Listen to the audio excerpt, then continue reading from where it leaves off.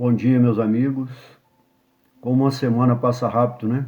Já estamos aqui de volta com a graça de Deus, com as bênçãos do Cristo Jesus e de Nossa Mãe Santíssima, para mais um estudo. E eu espero também encontrá-los todos bem, com muita saúde, muita paz e vencendo, né, esses momentos difíceis, né, que a humanidade passa. Hoje o tema, meus amigos, é muito instigante. Eu vou tentar acelerar ao máximo, mas de uma maneira compreensiva. Se não for possível e a gente passar os 33 minutos da gravação do celular, aí eu vou fazer como aquela passagem do Apocalipse, fazer parte 1 e 2. Mas eu vou tentar ao máximo acelerar o processo, né? E hoje nós vamos para a lição 39, que está em Atos dos Apóstolos 9:6. É aquele episódio da conversão de Paulo na estrada de Damasco. E Emmanuel dá um título aqui que é maravilhoso e nós vamos entender na análise do texto, não é? Emmanuel dá o título de Entra e Coopera. São fundamentais essas duas colocações de Emmanuel. E lá no Evangelho, especificamente, então, né, no versículo 6 de Atos dos Apóstolos, lá diz assim: Que queres que eu faça? Respondeu-lhe o Senhor: Levanta-te e entra na cidade, e lá te será dito o que te convém fazer. Aqui, algumas traduções, eu gosto muito dessa, que é colocado algumas interpretações diferentes, traduções diferentes, colocam o que te é necessário fazer, o que te cumpre fazer, o que te deves fazer, né? O que tu deves fazer.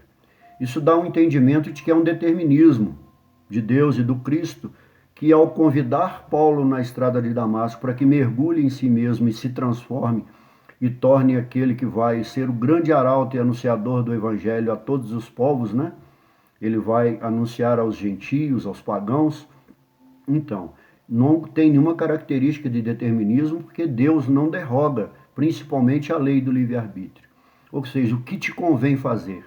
Se realmente com essa mudança, com essa ação da graça de Deus em Paulo, se queres mudar, interiorize tudo, ouça o que vai te ser dito, não é? Analise e siga-me, não é? Porque Paulo vai continuar, ele vai aceitar a proposta do Cristo, o Evangelho, todas as lições do Evangelho, que é uma renovação para a humanidade, mas ele vai passar por agruras muito difíceis, né?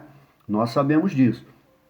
Só que Paulo, porque é uma grande pergunta, por que Jesus então não esclarece? Ele pergunta: levanta-te e entra na cidade, e lá te será dito o que te convém fazer, não é? Então, já que houve aquela transformação, houve todo aquele processo, por que Deus não falou para ele? Deus não, perdão, o Cristo, né, pela via da comunicação com ele, não diz a ele então o que vai fazer. Por quê? Tanto Deus como Cristo, e Cristo não iria mudar jamais a pedagogia divina, que é falar com os homens pela inspiração, pela intuição, através das outras pessoas. Paulo vai aprender uma grande lição, porque ele vai entrar na cidade e ele vai receber uma cooperação muito importante, de alguém muito importante, de um grande personagem nesse episódio, não é? Então, Deus não muda a sua pedagogia na relação com os seres humanos. Ele fala conosco todos os dias, através do nosso semelhante, do nosso próximo, das pessoas que estão à nossa volta e de pessoas também que nós não conhecemos. Através de quê? Da circunstância da vida. Porque Deus, meus amigos, nós temos que entender, Ele fala todos os dias, a todos os momentos, através dessas circunstâncias, dessas pessoas, não é? Então, o grande colaborador, e que nós vamos entender que sem a lei e o princípio da cooperação, da partilha, dessa nossa relação uns com os outros, de colaborarmos uns com os outros, não é? Porque se nós não cooperarmos uns com os outros, como é que nós vamos cumprir o primeiro mandamento? Amar a Deus até que nós conseguimos. Amar a nós mesmos, talvez. Mas como amar o próximo sem uma cooperação circunstancial de tudo que nós vivemos na vida? Então Ananias vai ter duas características importantes. Ananias também recebe pela via inspirativa, pela via de Deus, ele, desculpe, é dito a ele que ele vá até aquela determinada pousada e lá ele encontrará Saulo, não é? E ele vai cumprir ali uma missão. Então, quando ele chega até Paulo, primeiro, ele vai confirmar toda aquela experiência, isso é muito importante, que Paulo teve na estrada de Damasco com a queda. Quando ele tem, então, os olhos velados, os olhos físicos ficaram escamados, não é? Para que Paulo pudesse ter um processo de interiorização, Saulo, para que ele, olhando para ele mesmo, de todo o entendimento que ele tinha, ele se transformasse, então surgisse com o despertamento o Saulo, o Paulo de Tarso, o futuro Paulo de Tarso. Então ele vai cooperar nesse despertamento de Saulo. Ou seja, ele vai primeiro, olha, estender a mão para alguém que estava indo para Damasco e Ananias era o principal e o primeiro que Paulo ia procurar para prendê-lo, castigá-lo e sabe-se lá a terceira hipótese, como foi feito com Estevão, talvez matá-lo. Então ele vai restituir o quê? A visão interior de Paulo. Tudo, as coisas, não há privilégio nas transformações, naquilo que nós nos propomos a fazer para seguir as orientações do Evangelho de Deus. Não é? Nós temos que fazer a nossa parte. Deus contribui, o Cristo contribui, a espiritualidade contribui. Mas essa visão interior, ela vai ter que se abrir para ele começar a entender de uma forma universal, ecumênica e fraterna a relação com os seres humanos de um modo geral, que era limitada pelo legalismo, pela lei, pela indiferença daqueles fariseus, saduceus, doutores da lei, que limitaram, dogmatizaram, conteram a verdadeira religiosidade do Antigo Testamento nos seus dogmas através das leis, não é? Então, o que Paulo, eu gosto muito de uma frase de um grande teólogo, que Paulo então vai gentilizar o Evangelho.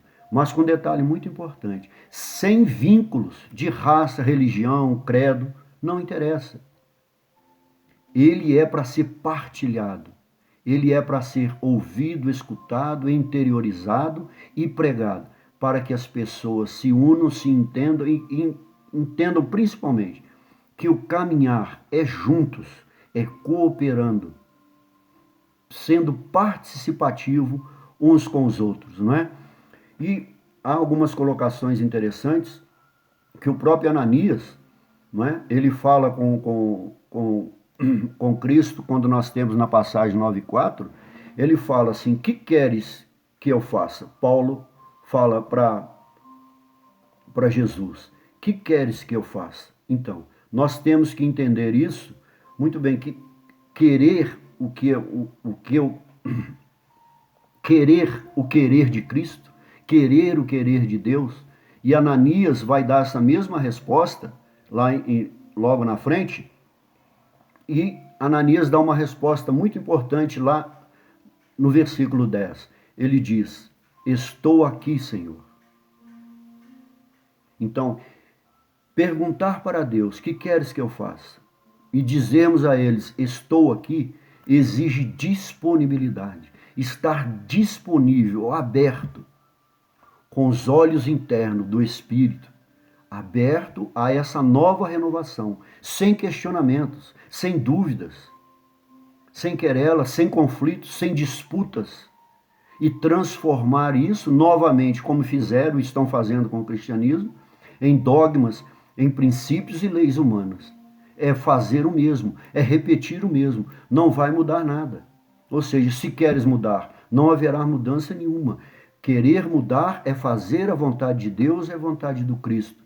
E quando ele diz, né, estou aqui, estar aqui é para fazer a vontade de Deus. Porque nós temos duas questões importantes aqui. No versículo 4, Jesus, então, quando Paulo na estrada de Damasco, ele cai, ele pergunta, quem és?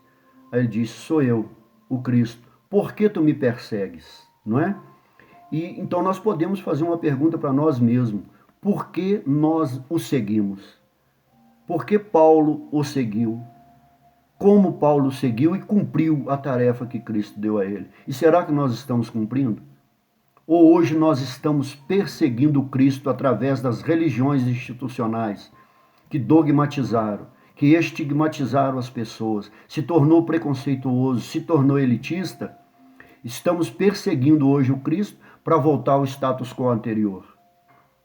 Ou nós estamos seguindo como Paulo, como Ananias, como tantos outros que seguiram para fazer a vontade do Pai. Porque Paulo, quando se dirigia a Damasco, ele ia entrar lá para fazer o quê?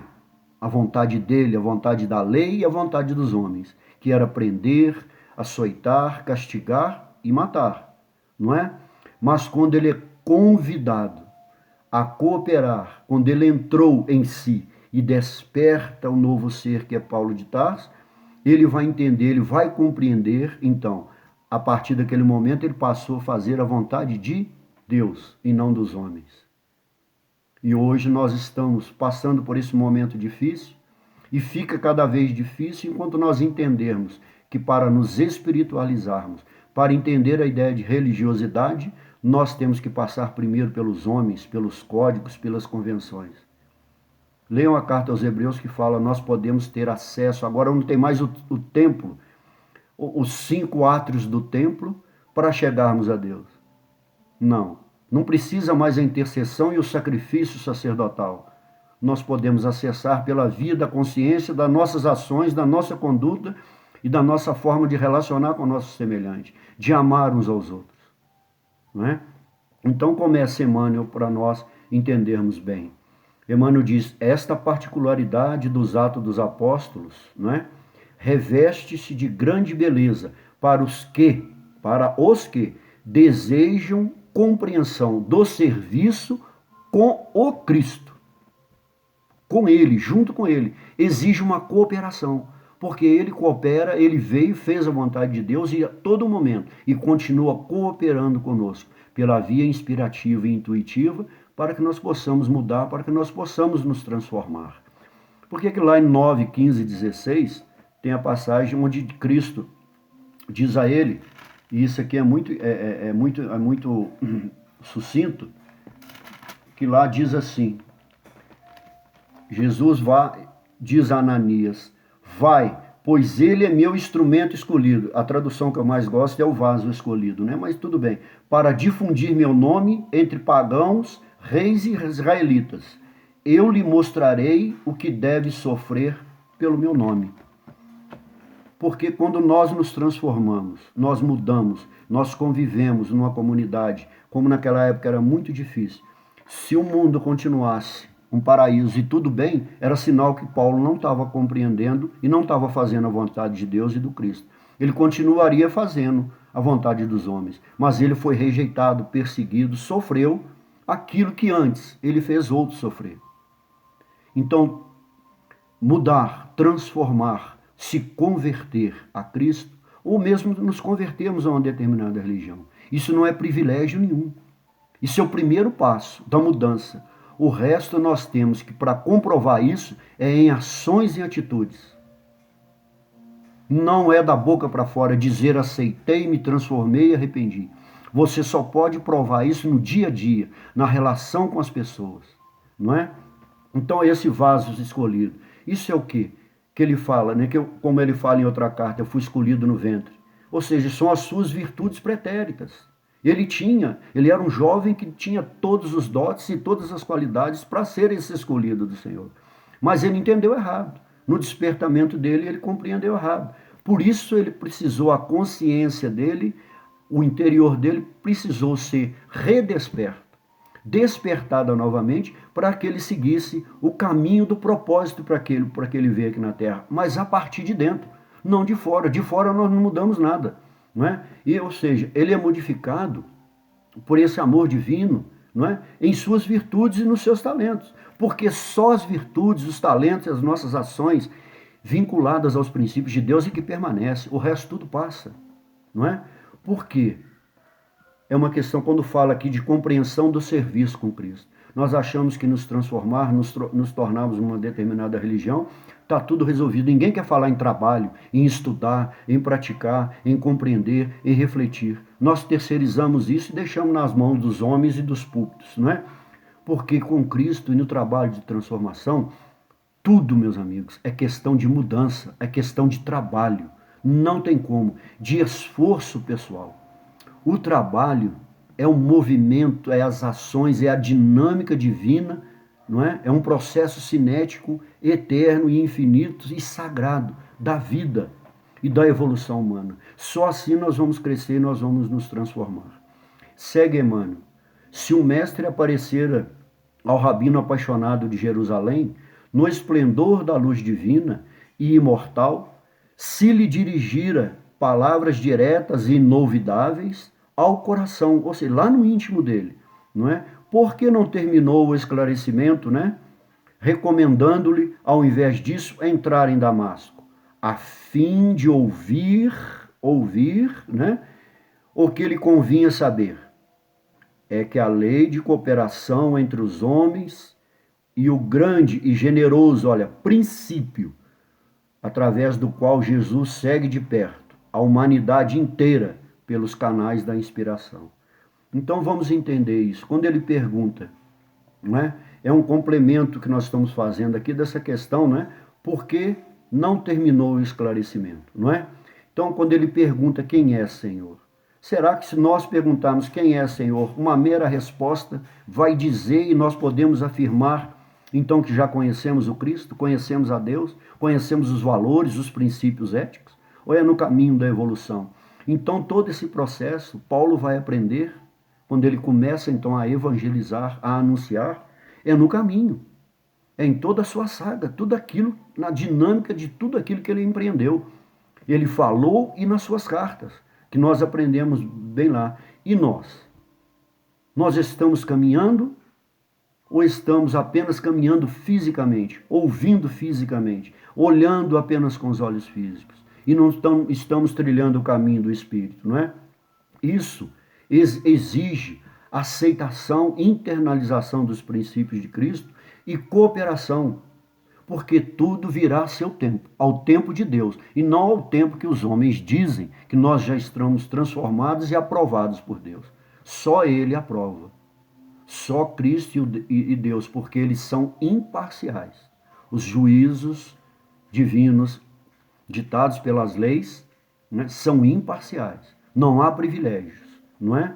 Tudo virá ao seu tempo. Ou seja, ele vai conhecer Cristo, né, nas suas relações com o próximo. Só assim, na lida, como nós dizemos, o povo diz, né, no interior, e não mais pelas teologias humanas, que estão extremamente corrompidas, não é? Mas é preciso o quê? Aí tem um complemento do versículo número 5, que diz assim, não recalcitres contra os aquilhões. Na tradução original do hebraico diz, não descoice nos aquilhões. Aquilhões são pontas, são pontiagudas, onde se você der um animal der um coice, ou nós, como diz, não recalcitre contra os aquilhões, na medida que nós dermos recalcitrar, sermos teimosos e não queremos mudar, nos transformar, o que está dizendo? É o sofrimento, é a mudança pela dor, porque nós ficamos lutando contra a correnteza, tentando ser algo que não somos e tentando caminhar fora de Deus, fora dos preceitos divinos e das leis divinas e de Deus e do Cristo, né? Ou seja, porque convém, qual é a nossa obstinação? Seguirmos só os nossos parâmetros, os parâmetros humanos, ou os de Deus? Nós temos que escolher. Paulo se tornou um obstinado, mas agora com a razão e com o amor do Cristo, na transformação e na evangelização da humanidade. Antes ele era um obstinado pela lei, pela supremacia, pela agressividade, pelo imperialismo da lei, pela segregação da lei. Agora não. Ele se tornou um obstinado para proclamar e anunciar o amor de Cristo aos homens. Essa é a grande transformação, não é? Então, adianta quem quiser continuar e experienciar como filho pródigo, viver distante de Deus, a gente sabe com as consequências de nós fizermos isso, se nós fizermos isso. Ou seja, é um processo de reorientação da alma, é um processo pedagógico que leva tempo, não é a longo prazo, não é a curto prazo, é a médio e longo prazo, dependendo de quê? Como falou Emmanuel, a compreensão do serviço com Cristo. Quanto mais compreendermos, de longo prazo pode ser até a médio prazo. Isso depende de nós e de nossos esforços, não é? Ou seja, assim, porque essa visão do Espírito, né? À medida que nós internalizarmos isso, é a medida interior nossa e das nossas relações que nós vamos entender isso. Por quê? É a visão do Espírito que dá essa medida, né, para nós possibilitarmos a nós, né, ter uma percepção maior desse novo modo, olha, que exige um novo modo de ver, de entender e discernir. Ou seja, é uma mudança, é essa pedagogia de Deus e do Cristo, não é? Que nos relaciona, nos faz entender o passado, o presente e projetarmos um futuro alicerçado nos princípios do Cristo, naquilo que o Evangelho diz e não os que os homens mudaram. Ou seja, essas experiências, nós só vamos conquistar isso no dia a dia, nas nossas ações, que tem que passar a ser o quê? Fraternas. É isso que é irmanizar, cooperar, entendermos que todos nós somos irmãos uns dos outros. Essa, como disse o Haroldo esses dias, é a grande dificuldade do ser encarnado. Vencer, ver, escutar e servir com os olhos da alma, com os olhos do Espírito. Nós ainda só temos a percepção dos aspectos da materialidade humana, dos vínculos e dos preceitos humanos. Quando nós olharmos para nós interiormente com os olhos da alma e do Espírito, nós vamos ter uma percepção maior da magnitude de Deus e do Cristo. Então segue Emmanuel, o mestre ensina os discípulos e consola-os através deles próprios. Olha, quanto mais o aprendiz lhe alcança a esfera de influenciação, mais habilitado estará para constituir-se em seu instrumento fiel e justo. O que nós entendemos aqui? Para nós, o que nós temos? A lição que Jesus está falando e nos ensina muito bem isso.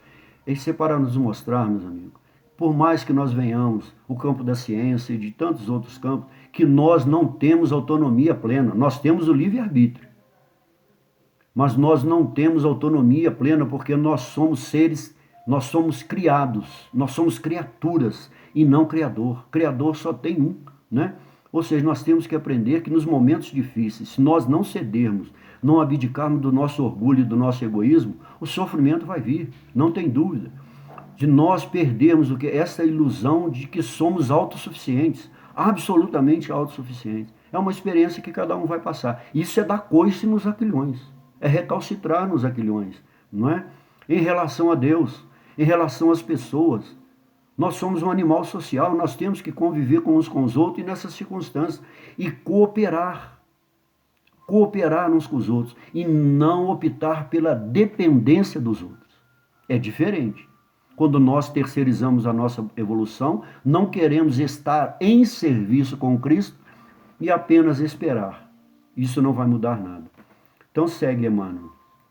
Paulo de Tarso contemplou o Cristo ressuscitado, né, em sua grandeza imperecível, mas foi obrigado a socorrer-se de Ananias, olha, obrigado, para iniciar a tarefa redentora que lhe cabia junto aos homens. Confirmado o que a gente falou aqui. Ou seja, é a partir de uma comunhão espiritual e com os vínculos éticos e morais, uns com os outros, né, é que nós vamos iniciar esse processo de transformação. Porque quando nós entendemos isso, nós temos essa relação com Cristo. Paulo, a primeira compreensão que ele teve, ele enquanto fariseu, ele tinha esperança, ele tinha fé. Não há dúvida nisso. Agora, com Cristo, esse despertamento, ele vai descobrir que a única chave, o único princípio, né, que rege e transforma a humanidade é o amor. É o amor, não é? O amor é o que foi, é o que é e continua sendo o principal agente de transformação humana, alicerçado na conduta, no aspecto moral e ético, como eu comentei. E é isso que foi rejeitado pelos fariseus da época. E que hoje, nessa transformação teológica, passaram a rejeitar os princípios e a essência do Cristo para voltar ao status quo, como eu falei antes, antigo. Não é? O amor continua limitado aos meus, aos que seguem o meu credo, aos que seguem os meus princípios, e não amar a todos, indistintamente. Não é? É isso que o Cristo veio nos ensinar. Não é? Então ele teve que o quê? A socorrer-se de alguém. Imagine quando ele percebe, quando ele tem então as suas escamas finais retiradas e ele olha para Ananias. O primeiro ser que vai cooperar com ele é justamente aquele que ele foi para eliminar. Então ele vai entender que só nas relações humanas, depois quando ele vai para o deserto, ele vai ter Prisca, Áquila, ele vai ter tantos outros, Timóteo, ele vai ter tantos outros, Tito, e ele vai ter tantos outros que vai. E é só caminhando junto com os outros, quando ele também se associa para cooperar e participar do caminho com os demais apóstolos, não é? Então, por quê, meus amigos? A lei que rege todas as criaturas é a lei da reconciliação. Por isso, cooperar. Só desse modo nós nos reconciliaremos uns com os outros e a humanidade se reconciliará com Cristo, através do Cristo, se reconciliará com Deus. Então, aqui, Paulo realmente tem a visão correta, a primeira vez que ele enxerga realmente. Porque nós só passamos a enxergar a realidade humana com o olhar do Espírito, com o olhar espiritualizado. Só assim nós contemplamos a realidade e não as ilusões terrenas, não é? Então segue, Emmanuel. Essa lição deveria ser bem aproveitada pelos companheiros que esperam, olha, ansiosamente a morte do corpo, suplicando a transferência para mundos superiores, tão somente por haverem ouvido maravilhosas descrições dos mensageiros divinos, das mensagens psicografadas, das profecias, etc, etc.